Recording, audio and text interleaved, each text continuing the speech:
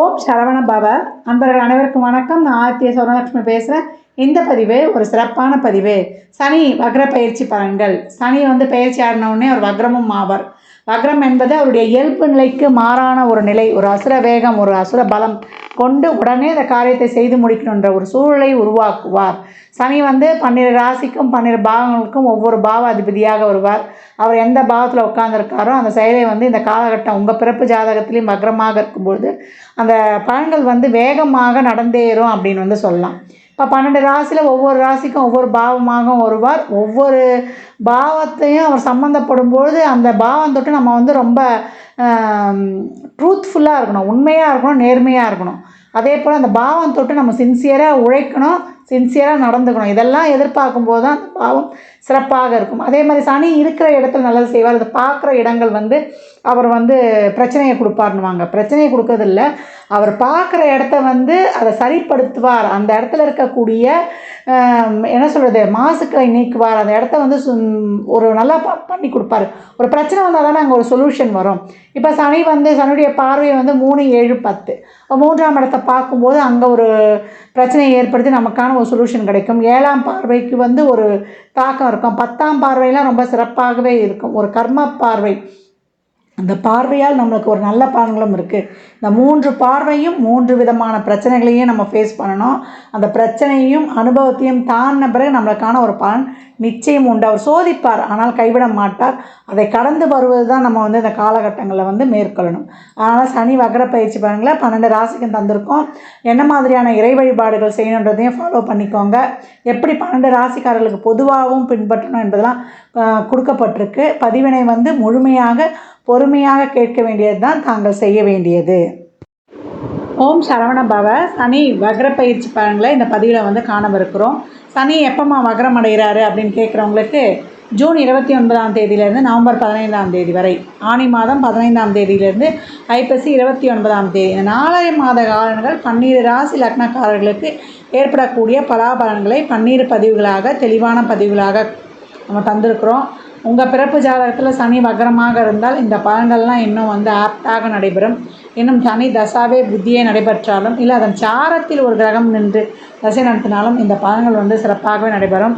இதை சொல்லியிருக்கின்ற அனைத்து விதமான எளிமையான வழிபாடுகளையும் பரிகாரங்களையும் பின்பற்றி இந்த நாட்களிலும் நீங்கள் சிறப்பான பலன்களை பெற்றுக்கொள்ளலாம்.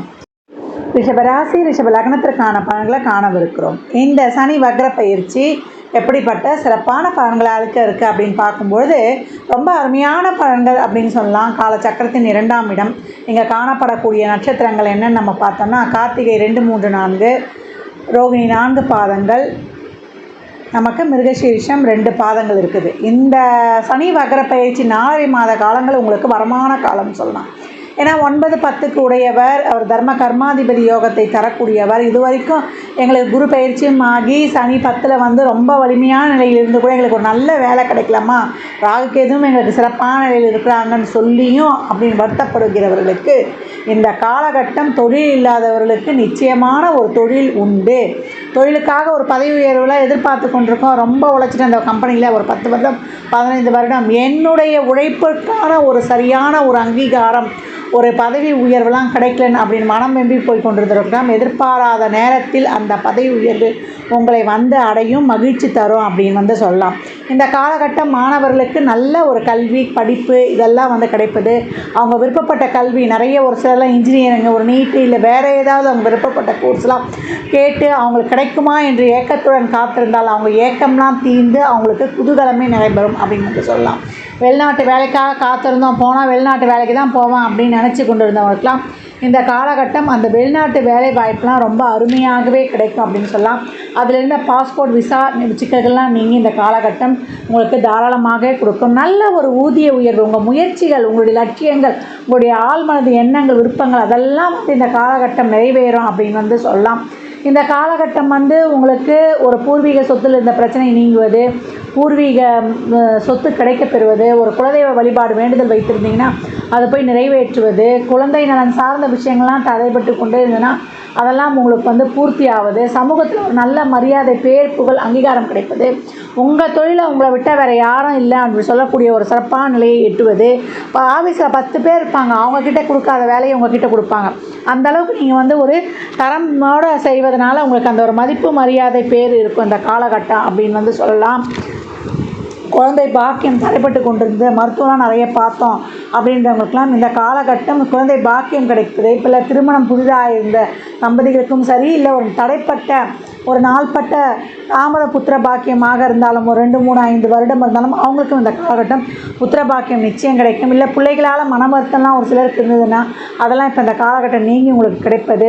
அதே போல் திருமணம் எல்லாமே இருக்குது. பாக்கியம் இந்த காலகட்டத்தில் நீங்கள் தாராளமாக அடைவீங்க அப்படின்னு வந்து சொல்லியாச்சு. என்ன பாக்கியம் உங்களுக்கு வேண்டும், என்ன தகுதியில் நீங்கள் இருக்கிறீங்க, உங்களுக்கு ஒரு தொழிலா, ஒரு திருமணமா, ஒரு குழந்தை பாக்கியமா, இல்லை ஒரு கடன் பிரச்சனை தீரணுமா அப்படின்ற அனைத்து விதமான பாக்கியங்களையும் நீங்கள் அடையக்கூடிய காலகட்டம் சொல்லலாம். திருமணத்திற்காக முயற்சி பண்ணிக்கிட்டு இருக்கோங்கம்மா, திருமணம் எனக்கு நடைபெறவில்லை அப்படின்றவங்களுக்கு நல்ல ஒரு வரன் கிடைப்பது. எதிர்பார்க்காத நேரத்தில் இந்த நல்ல இதில் என்ன ஒன்று இதுன்னா, நீங்கள் ஒரு அவசரமாக, ஒரு வேகமாக, ஒரு அதிரடியாக செயல்படுவீங்க. இது வரைக்கும் சரி நடக்கட்டும் அப்படின்னு வந்து ஒரு அசால்ட்டாக இருப்பீங்க. நடந்தால் நடக்கட்டும் அப்படின்ற ஒரு நிலை மாறி, இல்லை நம்ம இந்த காலகட்டத்துக்குள்ளே இந்த வேலையை செய்தாகணும், முடிச்சாகணுன்ற ஒரு தன்னம்பிக்கை, தைரியம் இப்போ உங்களுக்கு வந்துடும் அப்படின்னு வந்து சொல்லலாம். உங்களுடைய தேவைகளை பூர்த்தி செய்து கொள்வீங்க. கையிருப்பு கூடும் அப்படின்னு வந்து சொல்லலாம். முதலீடுகள் ஒரு சிலர் வந்து பெருக்கிக் கொள்ளக்கூடிய அருமையான வாய்ப்பு. நிலத்தில் முதலீடு செய்வீங்க. நிரந்தர சொத்து அமையும் அப்படின்னு வந்து சொல்லலாம். பழசை கொடுத்து புதுசை மாற்றுறது, இல்லை ரெனோவேட் செஞ்சுக்கிறது. இந்த காலகட்டம்லாம் வந்து ஒரு பிராண்டடாக வாங்குவீங்க. நீங்கள் வாங்கக்கூடிய பொருள்லாம் ஒரு சிறப்பான ஒரு பிராண்டடாக இருக்கும் அப்படின்னு வந்து சொல்லலாம். வழக்கு இருக்குது, ரொம்ப நாளாக ஒரு வழக்கு வாய்தாலேயே போய்கிட்டு இருந்தால் அந்த வழக்குகள் முடிவது. பாக பிரச்சனை, பங்காளி பிரச்சனைகள் தீர்வது. சகோதர சகோதரிகளிடம் ஒரு நல்ல இணக்கம் ஏற்படுவது. இது வரைக்கும் அண்ணன் தம்பிங்களோட பேசலை, அண்ணனோட பிரச்சனை அப்படின்றவங்களாம் சகோதர உணவு இந்த காலகட்டம் ரொம்ப சீராக இருக்கும், சிறப்பாக இருக்கும் அப்படின்னு வந்து சொல்லலாம். அரசாங்க சம்மந்தப்பட்ட விஷயங்கள்லாம் ரொம்ப உங்களுக்கு சிறப்பாக நடைபெறும். அரசு வழி லாபங்கள் இருக்கும்.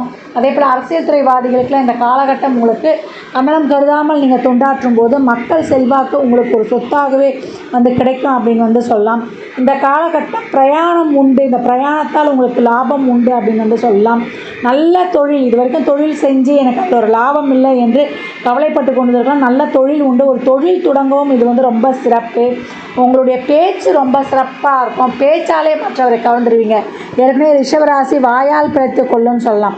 இந்த காலகட்டம் அந்த பேச்சு சாதுரியம் உங்களுக்கு ரொம்ப சிறப்பாகவே இருக்கும். இது வரைக்கும் வந்து தந்தையுடன் ஒரு இணக்கம் இல்லை, தந்தையோட ஒரு சுமூகமாக இல்லைன்றவங்களுக்கு தான் தந்தை வழி உறவுகள் சிறப்பது. தந்தையால் அனுகூலம், தந்தை தொழில் லாபம், தந்தை வழியில் உங்களுக்கு வந்து ஒரு நல்ல ஒரு பெனிஃபிட்ஸ் கிடைப்பது, ஒரு நல்ல குருமார்கள் கிடைப்பது, ஒரு மேற்கல்வியை நல்லா சிறப்பாக படிப்பது போன்ற பாக்கியங்கள் அனைத்தும் சமூகத்தில் உங்களுக்குன்னு ஒரு அந்தஸ்து, மதிப்பு, பேர்ப்புகள் இந்த காலகட்டம் நிச்சயம் உண்டு. வெளிநாட்டு வேலைவாய்ப்பிலிருந்து அந்நிய மொழி பேசுபவர்களால் இந்த காலகட்டம் அருமையான வந்து ஒரு லாபங்களையும் ஒரு வெற்றியும் உங்களுக்கு இருக்குது. அவங்க மூலியமாக நீங்கள் வந்து நிறைய காரியங்களை சாதித்து வாழ்க்கையில் வந்து ஒரு படி உயர்வீர்கள் அப்படின்னு வந்து சொல்லலாம். இந்த காலகட்டம் கணவன் மனைவியிலேயே நிறைய கருத்து வேறுபாடுகள்லாம் இருந்தால் அந்த கருத்து வேறுபாடுகள்லாம் நீங்கி உங்களுக்கு வந்து ரொம்ப சிறப்பாக இருப்பது. கூட்டு தொழிலில் இது வரைக்கும் பிரச்சனை ஏற்பட்டு இருந்தவர்களுக்கு அந்த கூட்டு தொழிலில் வந்து ஒரு சுமூகமான சூழல் ஏற்படுவது. அதே போல் கோயிலுக்கு தர்ம கைங்கரிய காரியங்கள் செய்வது, வயதானவர்கள் நீண்ட தூர தல யாத்திரை செல்வது. அதாவது இந்த 10லலாம் சனி இருக்கும்போதுலாம் நம்ம பித்திருக்கான கடமையை செஞ்சோம். நீர்நிலைகளில் போய் செய்து வரும்போது நம்முடைய சந்ததி வந்து அடுத்து வரக்கூடிய சந்ததிகள் அவங்க சிறப்பாக கொண்டு வந்துடுவாங்க. இதையெல்லாம் தாண்டி வாழும் காலத்தில் நம்மளுடைய தாய் தந்தையரை சிறப்பாக பார்த்துட்டு தான் உண்மையான ஒரு பித்ருதோஷம் போக்குவதற்கான ஒரு பரிகாரம் அப்படின்னு வந்து சொல்லலாம். இந்த காலகட்டம் நீங்கள் என்னென்ன நினைக்கிறீங்களோ, உங்களுடைய லட்சியம், கொள்கைகள், உங்களுடைய நீண்ட கால ஏக்கங்கள் தீர்ந்து வாழ்க்கையின் ஏற்றத்தில் ஏறக்கூடிய அருமையான நாட்கள் இந்த 4.5 மாதம் எனும் ஒரு வரம் தரும் நாட்கள் அப்படின்னு சொல்லலாம். நல்ல ஒரு சிறப்பான செயல்பாடுகள்லாம் உங்களுக்கு கிடைக்கும். பாக்கியம் நிச்சயம் உண்டு. இந்த பலன்கள்லாம் கோள்களில் கோச்சார நகரை வைத்து நம்ம சொல்லப்பட்ட சனி வகரத்தை கொண்டு, இதே சனி வகரமாக இருக்கிறாரு உங்களுக்கு அப்படின்னா இந்த பலன்கள் முழுமையாகவே இருக்கும். இதே சனி தசா புத்திலாம் போச்சு ரொம்ப சிறப்பாகவே இருக்கும் அப்படின்னு வந்து சொல்லலாம். அதையும் தாண்டி தசா புத்திலாம் சிறப்பு இல்லைன்னா கவனமாக இருங்க. இந்த பலன்களை வந்து நீங்கள் எப்படி உறவுக்காரரை தொட்டு ஒரு திருமணம் குழந்தை பாக்கியத்துக்காக உங்களுக்கு அதிக அளவு ஃபஸ்ட்டு ப்ரிஃபரன்ஸாக கொடுக்க போகுதா, ஊக்கப்படுத்த போகுதா, இல்லை பொருளாதாரம் சார்ந்து அதிக பெனிஃபிட் அடைய போகிறீங்களா என்பதெல்லாம் உங்கள் சுய ஜாதகத்தை ஆய்வு செய்வதன் மூலம் மட்டுமே நாம் தெளிவாக அறிந்து கொள்ள முடியும். இந்த காலகட்டம் உங்கள் குலதெய்வ கோயிலுக்கு போய் சென்று வழிபடுவது, அதே போல் பழமுதிர் சோலை சென்று வழிபட்டு வரும்பொழுது உங்களுக்கு அபரிமிதமான பலன்கள் நடைபெறும். சனிக்கிழமை தோறும் சனீஸ்வர பகவானுக்கு நல்லெண்ணெய் தீபம் ஏற்றி வழிபட்டு கொண்டு வரும்பொழுது ஏழை எளியவருக்கு நிறைய அன்னதானம் செய்யும்போது உங்களுக்கு அனைத்து விதமான பலன்களும் இன்னும் வந்து ரெட்டிப்பு அடைந்து கொள்ளலாம். பெரியவர்கள்கிட்ட நிறைய பிளெஸ்ஸிங்ஸ் வாங்கிக்கோங்க. சிறப்பான சனி வக்ர பயிற்சி உங்களுக்கு நல்ல பலன்களை தர காத்து கொண்டிருக்கிறது. ரிஷபராசி லக்னக்கார அன்பர்கள் வாழ்நாள் முழுவதும் சிறப்பான பலனை அடைவதற்கு என் மனமார்ந்த வாழ்த்துக்களை தெரிவித்துக் கொள்கிறேன்.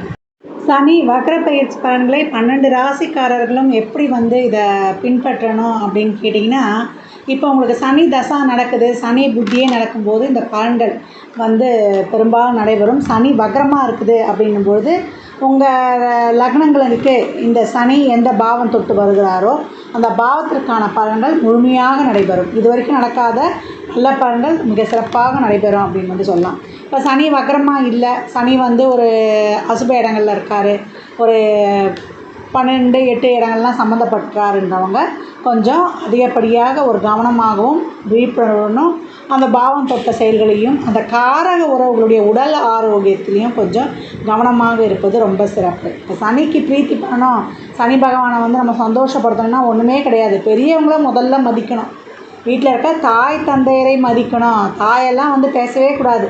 சனி சிறப்பாக இருக்குது, சனி கொடுக்குற மாதிரி இருக்குதுன்னா தாய் தந்தையரை பணிவாக இருக்கணும், அவங்கக்கிட்ட பிளெஸ்ஸிங்ஸ் வாங்கிக்கணும். சனிக்கு தாயை பேசினாலே பிடிக்காது. இப்போலாம் நிறைய பேர் எடுத்து போய் முதியோர் இல்லத்தில் விட்டுறோம் இல்லையா?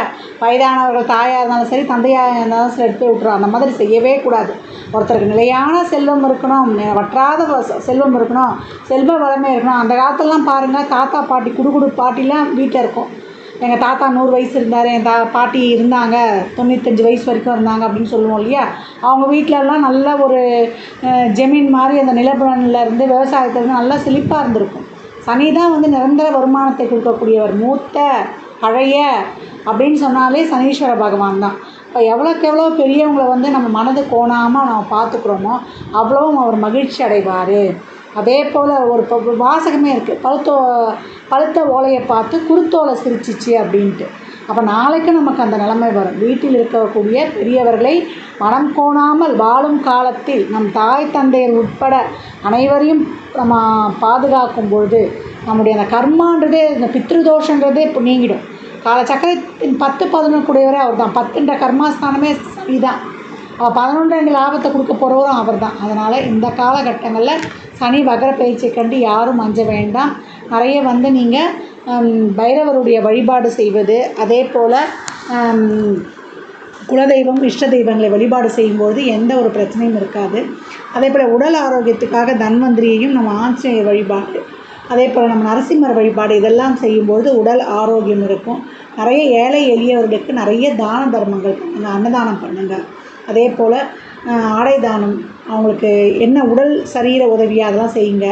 ஆதரவற்று இருப்பவங்களுக்கு, மாற்றுத்திறனாளிகளுக்கு அவங்க வருமானம் கிடைச்சி அவங்க பழைக்கிறதுக்கு வழி செய்யுங்க. இதெல்லாம் சனீஸ்வர பகவானுக்கு ரொம்ப பிரீத்தி.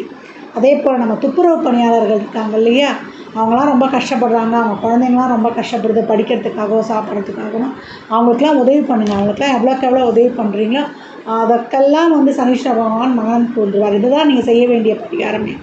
நீங்கள் எடுத்துகிட்டு போய் கோயில் இதெல்லாம் போய் நான் அங்கே போய் செலவு பண்ண செய்கிறத விட இயலாதவங்களுக்கு நேரடியாக மக்களை சென்றடைகிற மாதிரி பண்ணும்போது அது இறைவனையே சென்றடைவதாகும். கோயிலுக்கு செல்வது தவறு கிடையாது. ஒரு சிலர்லாம் கோயிலெலாம் போக மாட்டாங்க, வழிபாடுலலாம் எங்களுக்கு வந்து அவ்வளோ வந்து நம்பிக்கை கிடையாதுன்றவங்க இப்படி பண்ணுங்கள். கோயிலுக்கும் போய் விளக்கேற்ற அங்கே எண்ணெய் வாங்கி கொடுங்க. சனீஸ்வர பகவான் சிவாலயங்கள் எவ்வளோ இருக்குது.